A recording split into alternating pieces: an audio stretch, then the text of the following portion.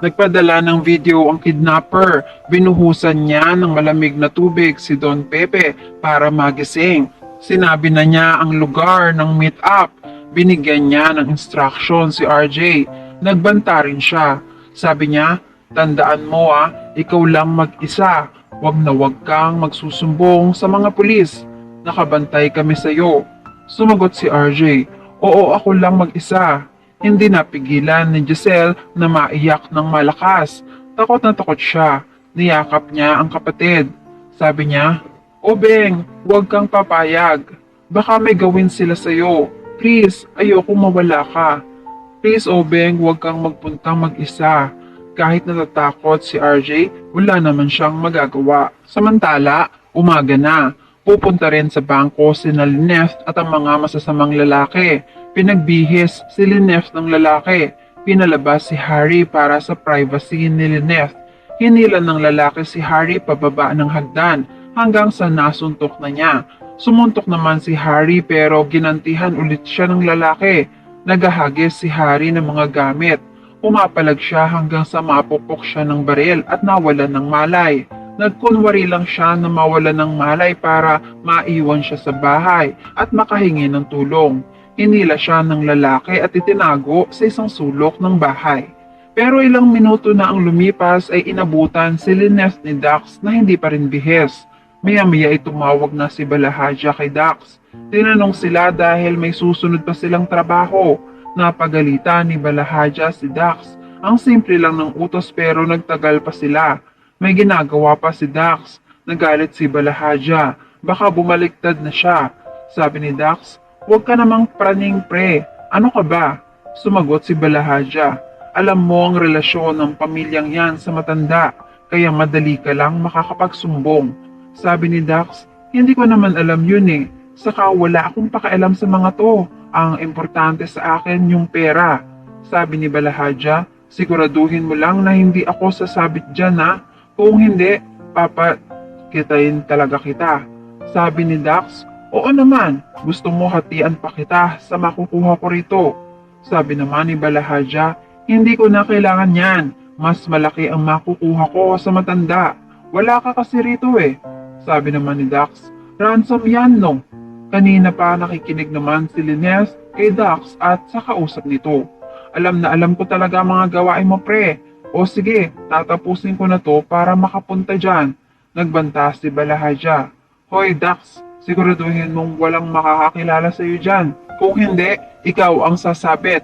Hindi ako, pati si Madam Moira. Kung kinakailangan, pagkakuha mo ng pera, dispatchahin mo na yan. Sige na.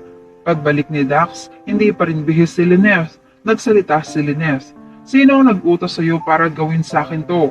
Sabi naman ni Dax, hindi ko alam. Bakit? Mapilit si Lynette. Umulit ng sagot si Dax. Boss ko. Nagtanong si Lynette. Sino nga yung boss mo? Sabi ni Dax, kahit sabihin ko sa iyo, hindi mo kilala. Pero matagal na niyang minamanmanan tong bahay mo. Sayang nga wala yung doktor. Malaki sana yung makukuha ko. Kaya pwede ba, tumahimik ka na? Rinding-rindi na ako sa iyo. Bilisan mo, magbihis ka na. Kailangan na nating umalis. Samantala, magkausap si Lindon at Annalyn tungkol sa pagkidnap sa lolo niya. Nag-aalala siya dahil ang tatay niya lang mag-isa ang makikipagkita sa mga suspect. Bumaba siya sa kotse para sumunod sa tatay niya. Sabi niya kay Lindon, Dok, kailangan ko sundan si tatay. Ayaw pumayag ni Lindon. Delikado doon. Sabi ni Annalyn, yun nga delikado doon. Hindi pwedeng mag-isa lang si tatay. Kailangan samahan ko siya. Pero please, huwag mo na sanang sabihin kay nanay. Mauna na ako, Dok. Sa pagtalikod niya para umalis ay pinigilan siya ni Doc Lindon.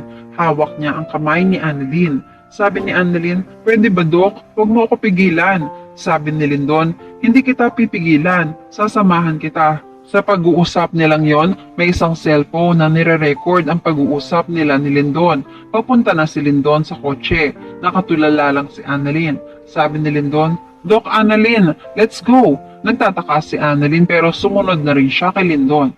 Nakarating na nga si RJ sa lugar ng meet-up nila ng mga suspect. Sa isang pampublikong palengke, may dala-dala siyang 100 milyon sa loob ng isang malaking bag.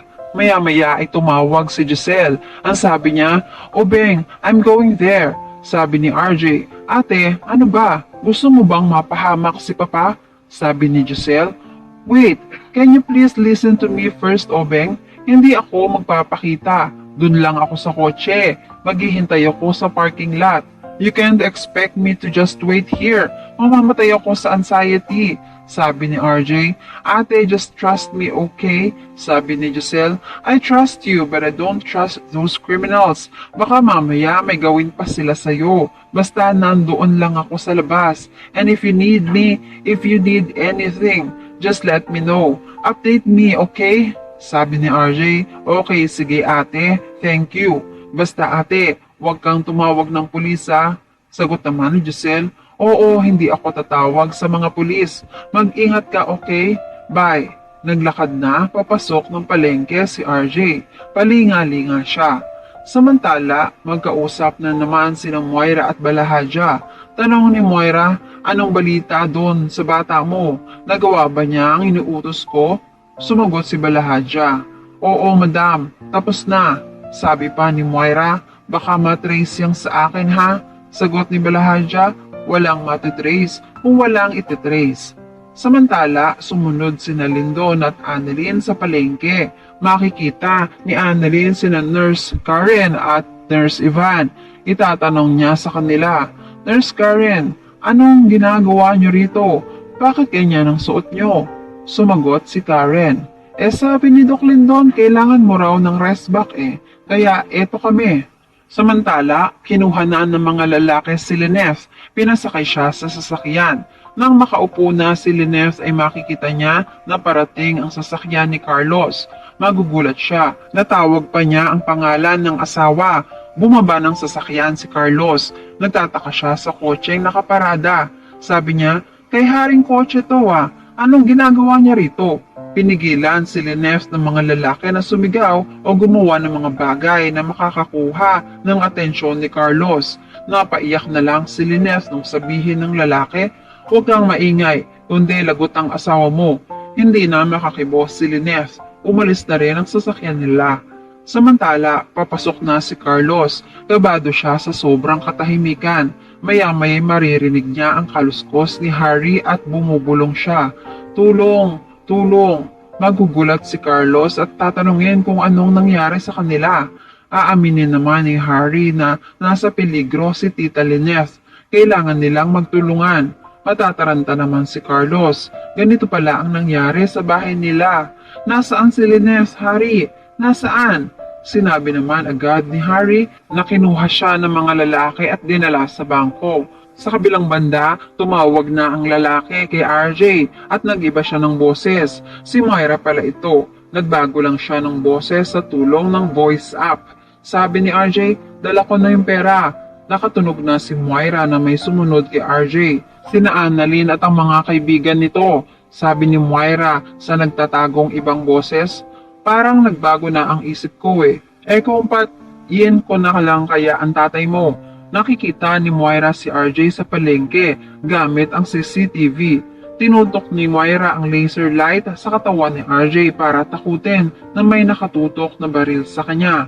Tinuloy ni Moira ang sinabi, "At ikaw," habang kausap ni RJ ang suspect, nakita niya ang isang ilaw na nakatutok sa dibdib niya.